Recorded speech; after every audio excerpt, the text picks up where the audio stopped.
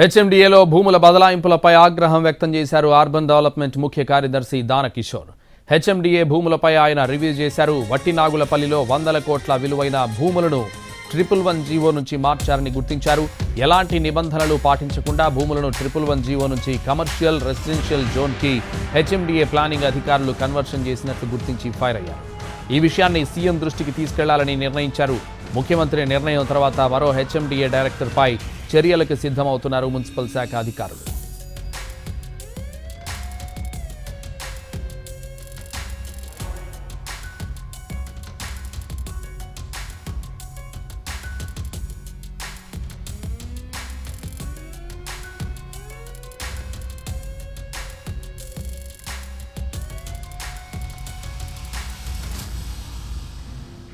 హెచ్ఎండిఏలో భూముల బదలాయింపులపై ఆగ్రహం వ్యక్తం చేశారు అర్బన్ డెవలప్మెంట్ ముఖ్య కార్యదర్శి దానకిషోర్. హెచ్ఎండిఏ భూములపై ఆయన రివ్యూ చేశారు. ఇదే విషయానికి సంబంధించి మరింత సమాచారం మా ప్రతినిధి సుధీర్ అందిస్తారు. సుధీర్, హెచ్ఎండిఏలో విలువైన భూములను కాపాడాలని చెప్పేసి తెలంగాణ ప్రభుత్వం భావిస్తుంది. అందులో భాగంగానే ముఖ్యమంత్రి రేవంత్ రెడ్డి గడిచిన కొద్ది రోజులుగా కూడా హెచ్ఎండిఏ కమిషనర్ దానకిషోర్ తో సమీక్ష సమావేశాన్ని నిర్వహిస్తున్నారు. అయితే దానకిషోర్ కూడా గడిచిన 3-4 రోజుల నుంచి కూడా సమీక్ష సమావేశాలు హెచ్ఎండిఏ అధికారులతో నిర్వహిస్తున్నారు. అయితే హైదరాబాద్ చుట్టుపక్కల ఉన్న కోట్ల రూపాయల విలువైన భూములు ఏవైతే ఉన్నాయో అవన్నీ కూడా ఇప్పటికే చాలా వరకు అన్యాక్రాంతమయ్యాయి. అంతేకాకుండా ప్రస్తుతం హెచ్ఎండిఏలో భాగమైన 111 జీవో పరిధిలో ఉన్న కొన్ని భూములు ఏవైతే ఉన్నాయో వాటికి సంబంధించి ఆ భూముల కన్వర్షన్ అయితే జరిగింది. 111 జీవో పరిధిలో ఉన్న భూములను ఇటు కమర్షియల్ అదేవిధంగా రెసిడెన్షియల్ కోసం ఆ భూములను కేటగిరీకి మార్చడం జరిగింది. వాస్తవానికి 111 జీవో పరిధిలో ఉన్న భూములు ఏవి కూడా ఇటు కమర్షియల్ యాక్టివిటీ కోసం కానీ రెసిడెన్షియల్ యాక్టివిటీ కోసం కానీ వాటిని ఉపయోగించరాదని చెప్పేసి ఎప్పటి నుంచో నిబంధనలు అయితే ఉన్నాయి. ఆ నిబంధనలన్నీ కూడా తొంగలో తోకి అక్టోబర్, నవంబర్, డిసెంబర్ నెలల్లో రాష్ట్రంలో ఎన్నికల కోడ్ అమల్లో ఉంది. ఎన్నికల కోడ్ అమల్లో ఉన్న నేపథ్యంలో ఈ హెచ్ఎండిఏకి సంబంధించిన కీలకమైన అధికారులు, ఉన్నతాధికారులు కొంతమందికి పేరు మోసిన బడా నేతలందరికీ కూడా వీరికి 111 జీవో కింద ఉన్న భూములన్నింటినీ కూడా ఇటు రెసిడెన్షియల్ అండ్ కమర్షియల్ కు వాడుకునేలాగా అనుమతులు ఇవ్వడం జరిగింది. ఈ అనుమతులు ఇవ్వడానికి సంబంధించి ప్రస్తుత ప్రభుత్వం పూర్తి స్థాయిలో విచారణ జరిపించాలని చెప్పేసి ఆదేశాలు జారీ చేసింది. ఈ నేపథ్యంలోనే హెచ్ఎండిఏ కమిషనర్ దానకిషోర్ గడిచిన 3-4 రోజుల నుంచి కూడా వరుస సమీక్ష సమావేశాలు నిర్వహిస్తూ వస్తున్నారు.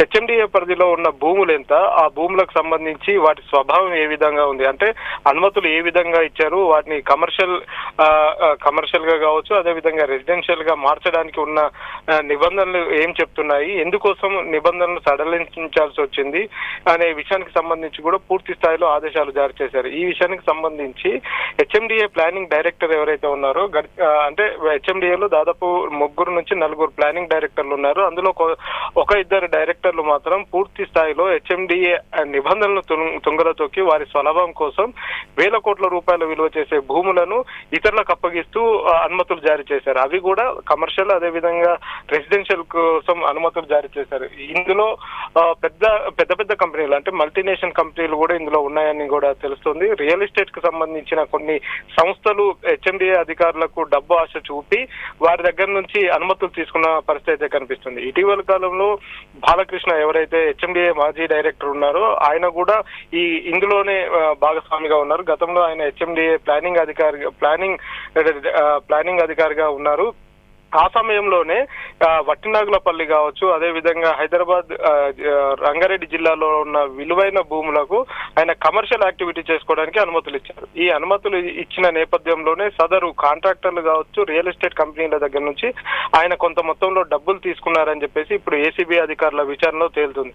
ఈ నేపథ్యంలోనే ప్రస్తుతం ఈ ప్లానింగ్ డిపార్ట్మెంట్ లో హెచ్ఎండిఏ ప్లానింగ్ డిపార్ట్మెంట్ లో ఉన్న అధికారులను అదేవిధంగా సిబ్బందిని ఏసీబీ అధికారులు ఎంక్వైరీ చేస్తున్నారు. ఆ ఎంక్వైరీలో భాగంగా చాలా విషయాలు కూడా బయటకు వస్తున్న పరిస్థితి అయితే కనిపిస్తుంది. గత ప్రభుత్వంలో అంటే గత కేసీఆర్ ప్రభుత్వంలో కీలకంగా వ్యవహరించిన ఒక మంత్రి అండతోనే ఇవన్నీ జరిగాయని చెప్పేసి కూడా తెలుస్తుంది. ఆ మంత్రితో పాటుగా ఆయనకు సంబంధించిన కొంతమంది బినామీల పేర్లు కూడా ఇవి ఇందులో ఉన్నట్టుగా కూడా తెలుస్తుంది. వాస్తవానికి నిషేధ జాబితాలో ఉన్న భూములను కూడా నిషేధ జాబితా నుంచి తొలగించిన పరిస్థితి కనిపిస్తుంది. ఇవన్నీ ఎందుకోసం చేశారు అనే విషయానికి సంబంధించి ఇటు ఏసీబీ ఆరా తీస్తుంది, మరొక వైపు తెలంగాణ ప్రభుత్వం రేవంత్ రెడ్డి కూడా దీనిపై పూర్తి స్థాయిలో ఆదేశాలు జారీ చేశారు.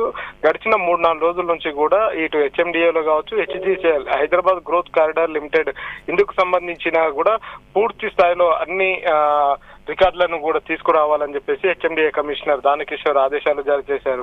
హెచ్ఎండిఏలో గత కొంతకాలంగా కూడా పూర్తి స్థాయిలో అవినీతి అక్రమాలు భారీగా పెరిగిపోయాయని చెప్పేసి ప్రస్తుత ప్రభుత్వం దృష్టికి రావడంతో గతంలో హెచ్ఎండిఏ కమిషనర్ గా పనిచేసిన ఓ ఉన్నతాధికారిని బదిలీ చేసి ప్రస్తుతం హెచ్ఎండిఏ కమిషనర్ గా దానకిషోర్ ను కొనసాగిస్తున్నారు. ఈ నేపథ్యంలోనే హెచ్ఎండిఏలను ప్రక్షాళన చేస్తున్న పరిస్థితి కనిపిస్తుంది. సంతోష్.